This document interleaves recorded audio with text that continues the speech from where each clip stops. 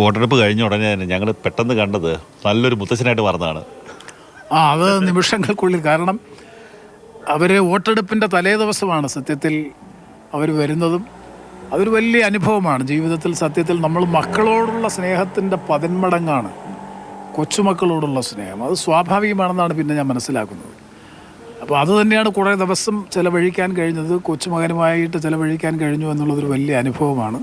അവരിപ്പോൾ റിസൾട്ട് അറിയുമ്പോൾ വീണ്ടും വരും. അവർ മണിപ്പാലിൽ മെഡിക്കൽ കോളേജിൽ പഠിക്കുകയാണ്. അപ്പോൾ റിസൾട്ട് അറിയുന്ന ദിവസത്തോടനുബന്ധമായി വരുമെന്നുള്ളതാണ് ഒരു വലിയ ഒരു സന്തോഷം. ഒരു വലിയ സന്തോഷം തന്നെയാണ്. അത് പറഞ്ഞറിയിക്കാൻ കഴിയും. വീഡിയോ കാണുമ്പോഴേ പെട്ടെന്ന് നമുക്ക് കാണുന്ന ഒരു പെട്ടെന്ന് അപ്പനും മോനും പെട്ടെന്ന് അന്താളിച്ച് ഒരു സെക്കൻഡ് നിന്നിട്ട് പെട്ടെന്ന് ഓടി വന്ന് കയറി.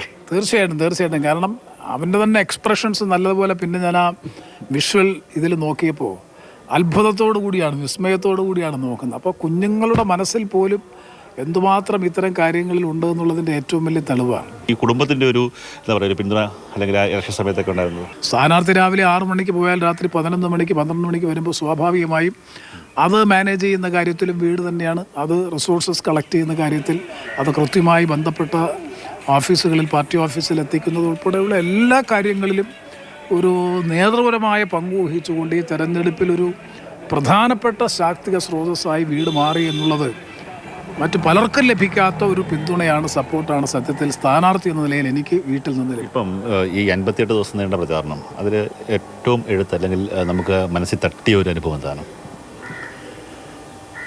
മനസ്സിൽ തട്ടിയ അനുഭവം ഈ അതിൽ ഒരു വളരെ സെൻസിറ്റീവായി പെട്ടെന്ന് എനിക്ക് ഓർമ്മ വന്നതാണ്. ഇങ്ങനെ കാൽനടയായി ചെന്ന് വോട്ട് ചോദിച്ചു പോകുന്ന പ്രക്രിയയുടെ ഭാഗമായി കേരളപുരത്ത് എഴുത്താണി ഹോട്ടലിൽ ചെന്നു. അവിടെ ഇങ്ങനെ ഇരുന്ന് ചായ കുടിച്ചുകൊണ്ടിരുന്ന ഓരോ ടേബിളിൽ നിന്ന് ചോദിച്ചപ്പോൾ തൊട്ടപ്പുറത്തൊരു വല്യമ്മ ഒരു ചായയും ഒരു വടയും കഴിച്ചിരിക്കുന്നു. ഞാൻ തൊട്ടടുത്ത് ചെന്നിരുന്ന് വോട്ട് ഇവർ പൊട്ടിക്കരയാണ്. എൻ്റെ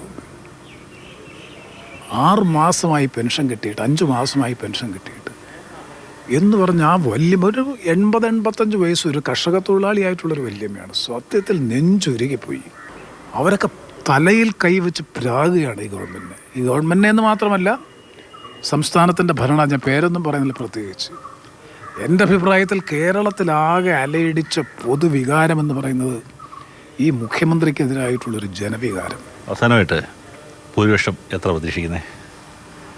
ഞാൻ പറഞ്ഞല്ലോ, ഭൂരിപക്ഷത്തെ സംബന്ധിച്ചിടത്തോളം ഞങ്ങളുടെ ഒരു പ്രതീക്ഷ, ഞങ്ങൾ UDFൻ്റെ പാർലമെൻ്ററി കമ്മിറ്റി 7 അസംബ്ലി നിയോജക മണ്ഡലത്തിലും നടത്തിയ വിശദമായ പരിശോധനയ്ക്ക് ശേഷം എത്തിച്ചേർന്നിട്ടുള്ളത് 1,17,000-നും 1,35,000-നും ഇടയ്ക്കുള്ള ഭൂരിപക്ഷത്തിൽ ജയിക്കുമെന്നാണ് കമ്മിറ്റി കണ്ടെത്തിയിട്ടുള്ളത്.